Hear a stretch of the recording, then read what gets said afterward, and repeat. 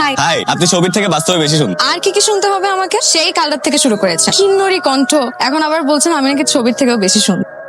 আপনার এই হাসিটা আরো বেশি। আসতে না আসতেই শুরু করে দিয়েছেন, বুঝেছি। এখানে আর বেশিক্ষণ থাকা যাবে না। দেখেন, আমি যা বলতেছি আমি কিন্তু অনেস্টলি বলবো। ভালো, স্ট্রেট কাট মানুষ আমার খুব পছন্দ। হিপোক্রেট মানুষটা হচ্ছে নোংরা আবর্জনা। চা কফি কিছু? আপনি যেটা খাবেন আমি সেটাই খাবো। আমি তো চা কফি খাই না। কেন? প্রেমে ছ্যাক খেয়ে হার্টে অনেকগুলো ফুটা হয়ে গেছে, এখন চা কফি খেলে ভেতরে ঢুকে যায়। তার মানে আপনি আমাকে বুঝাতে চাচ্ছেন যে আপনি সিঙ্গেল, তাই তো? আর আপনি কি মিঙ্গল? এই সুন্দর একটা বিকেলে আসলে এক কাপ চা না খেলে একদম জমবে। প্লিজ চলুন, আপনার কবিতা খুব পছন্দ, তাই না? সারাদিন ফেসবুকে কবিতা পোস্ট করে দেখে এই কথা বললেন, তাই না? কবিতা হচ্ছে নিঃসঙ্গতার বন্ধু। আমার কবিতা খুব ভালো লাগে। তার মানে আপনি সিঙ্গেল? আপনি না সেই কখন থেকে খালি সিঙ্গেল সিঙ্গেল করে যাচ্ছেন। আচ্ছা, তুমি তো আমার জুনিয়র হবা, তোমাকে তুমি করেই বলি। You are too far. I am furious. আপনাকে দেখে তো ফিউরিয়াস মনে হয়। আপনাকে দেখে মনে হয় আপনি খুব শান্ত শিষ্ট কেয়ারিং একটা ছেলে। কমপ্লিমেন্ট মাথা পেতেন না। তবে আমি ফিউরিয়াস, আমার বাইক ফিরি।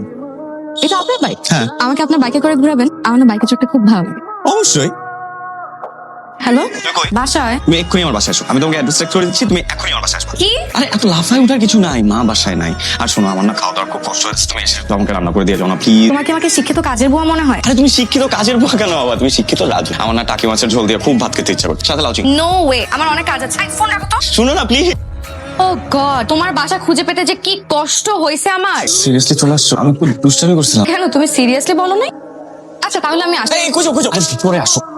তোমার কাছে না কোনটা দুষ্টামি আর কোনটা সিরিয়াস আমি বুঝি না। আসলে কি হয়েছে জানো, আমার মন বলতেছে যে তুমি আসো আসো, আবার ব্রেন বলতেছে তুমি আসো না। তুমি না একটা পাগল। এই তোমার চিংড়ি মাছের লাউ তরকারি, এই তোমার টাকি মাছের ঝোল, এটা আমার খুব পছন্দ। ডিম ভর্তা খেয়ে দেখো কেমন হয়েছে। আমি না আগেই আসতাম বুঝছো, কিন্তু ঘর গোছাতে গোছাতে একটু লেট হয়ে গেছে। রুম বদলাচ্ছি তো। মন বদলেছো মানে? আমি তো আগে রুমে থাকতাম, এখন ডাইনিং এ শিফট করেছি। কিছুর ভাড়া আর কি কম দিতাম। তুমি এটা আমাকে আগে বলবা না? এখানে বলার কি আছে? টাকি মাছ চিংড়ি মাছ এগুলো বাজার থেকে কিনে তারপর রান্না করে নিয়ে আসছো? তুমি খেতে চাইলে তাই ভাবলাম কিনে নিয়ে আসি। কতগুলা টাকা নষ্ট করলাম। সেন্টি না খেয়ে তাড়াতাড়ি খেয়ে দেখো খাবারগুলো কেমন হয়েছে। আমার খুব খারাপ লাগতেছে এখন। তুমি এরকম করলে আমি কিন্তু চলে যাবো। আচ্ছা আচ্ছা আচ্ছা, তোমার জন্য কত কষ্ট করে রান্না করেছি, একটু খেয়ে দেখো কেমন হয়েছে। সুপার। সত্যি। তুমি একদম পাকা রাঁধুনি। চলো আমরা একসাথে খাই, চল। তুমি খাও, আমি তোমাকে একটু মন ভরে দেখি। বসো। আচ্ছা আমি প্লেট নিয়ে আসছি। শিট শিট শিট শিট, চলো চলো বান্দা, চলো বান্দা, চলো। তুমি এটা সোফার নিচে লুকাও। আর তুমি এমন করছো কেন? মা দেখলে কি বলবো বলো তো? কি মনে করবে? যাও, যে গেটটা খুলো। ভয় করতেছে। ঠিক আছে তুমি দাঁড়াও, আমি যে গেট খুলে দিয়ে আসছি। সরি, আমি মনে হয় ভুল করে অন্য ফ্লাইটে চলে গেছি। না না আন্টি, আপনি ঠিক বাসায় এসেছেন। আসুন ভেতরে আসুন। মা, তুমি যে এত তাড়াতাড়ি চলে আসবে আমি তো বুঝি নাই মা। আমি তো ভাবছি তোমার আরো দেরি হবে আসতে। এই মেয়েটাকে আমার অফিসের কলিগ মা, এই অফিসের কাজে আসছিল। মিথ্যা কথা বলছো কেন? আমি মিথ্যা একদম পছন্দ করি না। আন্টি, আমি ওর ফ্রেন্ড নীলিমা। ও আমাকে ফোন করে বললো যে বাসায় নাকি খাওয়ার কিছু নাই, তাই আমি নিজের হাতে ওর জন্য রান্না করে নিয়ে আসি। তুমি নিজের হাতে এসব রান্না করে ওর জন্য নিয়ে এসেছো? জি আন্টি, মা মা, তুমি একটু খেয়ে থাকো প্লিজ প্লিজ প্লিজ। এটা টাকি মাছের ঝোল।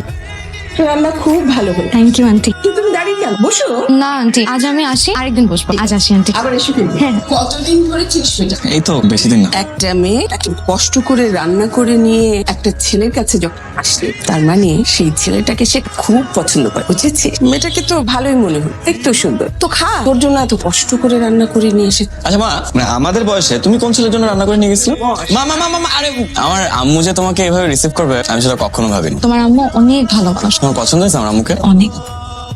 মানে কি? যারা আমার আম্মুকে খুব পছন্দ করে তাদেরকে আমি খুব পছন্দ করি, তাই একটা হাত দিই। তুমি তোমার মাকে অনেক ভালোবাসো, তাই না? অনেক। আর আম্মু ছাড়া তো কেউ নাই আমার। বাবা মারা যাওয়ার পরে উনি আমার বাবা, উনি আমার মা, উনি আমাদের।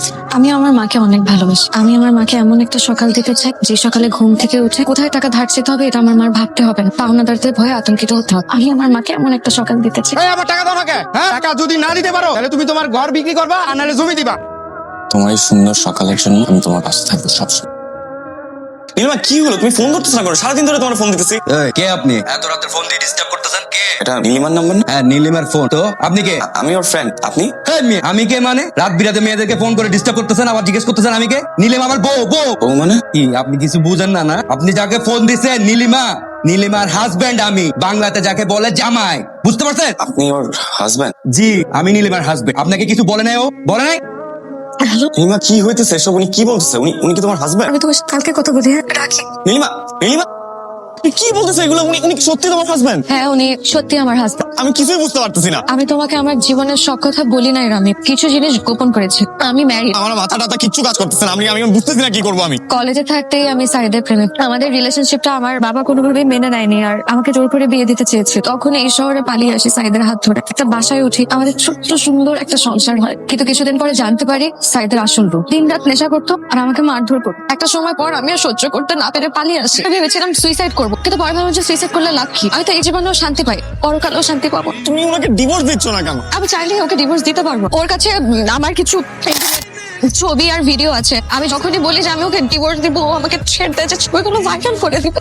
কি বলছো মেঘলা? আল্লাহ আমার সাথে এমন কেন করলো না? এটা থেকে কি আমার বাঁচার কোনো উপায় নেই? বাচ্চার উপায় আছে, বাচ্চার উপায় আছে। তুমি তুমি তুমি ওনাকে ডাকো, আমি কথা বলবো, আমি ওনার সাথে ডাকো। কি বলো এসব? আমি ঠিকই বলছি, তুমি ওনাকে ডাক দাও, আমি কথা বলবো। উনি অনেক খারাপ মানুষ, আমি প্লিজ তুমি এই ভুল করো না। উনি অনেক অনেক খারাপ। নীলিমা তোমাকে বাঁচতে হবে, তুমি আমাকে ডাক দাও, আমি কথা বলবো ওনার সাথে, আমি একটা ব্যবস্থা করবো, তুমি ডাক।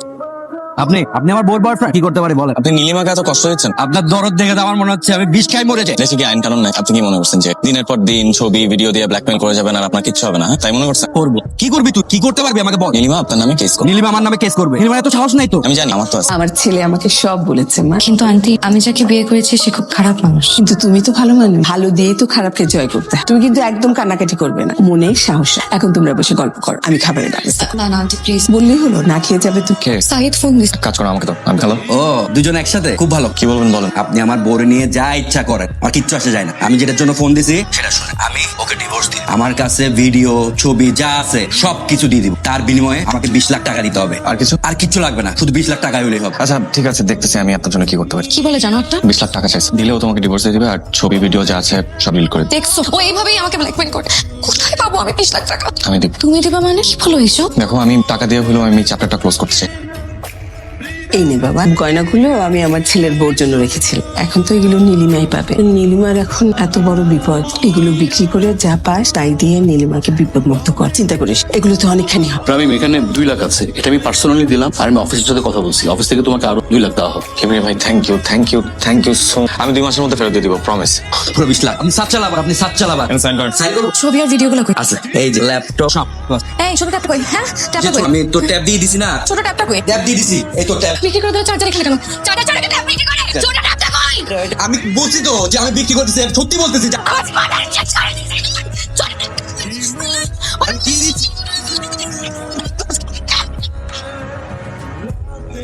নীলিমা আমাকে একবারও দেখতে আসলো না। কি বললো ডাক্তার? ডাক্তার বললো এখন অবস্থা অনেকটা ভালো। নীলিমার কোনো খোঁজ পেয়েছে? না বাবা, কোনো খোঁজ পাইনি। আমিও তো কত খোঁজ করলাম, মেয়েটাকে কোথাও পেলাম না। মেয়েটা একেবারে হাওয়ার সাথে মিশে গেছে। কোথায় যে গেল মেয়ে? কেমন আছেন? এই তো আছে। আরে বসেন না। আর ডিআইজি স্যার তো আপনার ব্যাপারটা সবসময় আমাদেরকে জিজ্ঞেস করেন, আর আমরা গুরুত্ব সহকারে আপনার কেসটা দেখছি। আমরা আজকে একটা প্রতারক দম্পতিকে গ্রেফতার করেছি। আপনি একটু দেখে শনাক্ত করেন তো তারা আপনার অভিযুক্ত আসামি কিনা। I Mukhles, G sir. নিয়ে আসো তো। জি স্যার। রামি সাহেব দেখেন তো, এটা কি আপনার 20 লক্ষ টাকা হাতিয়ে নিয়েছে? না। একটু ভালো করে দেখুন না। না আমি চিনি না। ম্যাম যাই, আমার অফিসে কাজ আছে। রামি কেন মিথ্যা বললো না? কেন আমাদেরকে ধরিয়ে দিলেন? তোমার ভালোবাসাটা মিথ্যা হলো নীলিমা, আমার ভালোবাসাটা সত্যি। তোমাকে একটা অনুরোধ করবো, হ্যাঁ, তুমি যে মাফ করার প্রতিদান যদি তুমি আসলেই চাও, কোনোদিন কারোর সাথে এরকম প্রতারণা করো। ভালোবাসার নাম করে কারো মন ভেঙো না। এসব বলে তোমাকে কি লাভ? প্রেম একবারই আসছিল।